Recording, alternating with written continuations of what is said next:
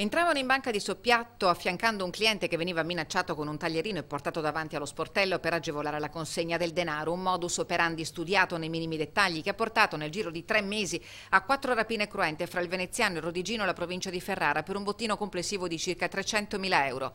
Malati di ingordigia come erano sarebbero stati capaci di fare di meglio se non fossero finiti nella tela degli investigatori dei Carabinieri di Venezia. Stamani a fare il punto dell'operazione il comandante provinciale dell'Arma Lunardo con i comandanti del reparto operativo Occhioni del nucleo investigativo Gracci. Il 31 agosto scorso in carcere sono finiti i vertici del sodalizio capitanati dalla mente Marco Di Mauro, catanese di origine ma padovano d'adozione, imprenditore nell'ambito assicurativo, il chioggiotto Andrea Gibin, Stefano Voltolina, milanese, e il catanese Francesco Guardo, 26 anni appena ma già pluripregiudicato e dietro alle sbarre anche per omicidio.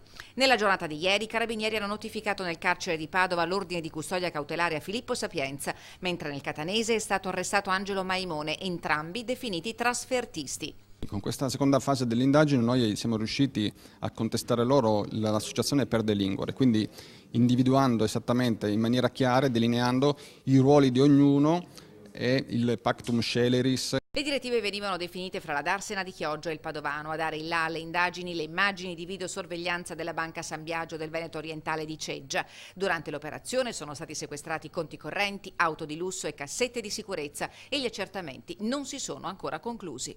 Le indagini non si sono concluse per quanto riguarda gli aspetti patrimoniali, procederemo all'analisi del loro patrimonio congelato ad oggi e quindi alla proposta eventualmente, oltre ai sequestri penali, anche a una misura di prevenzione patrimoniale.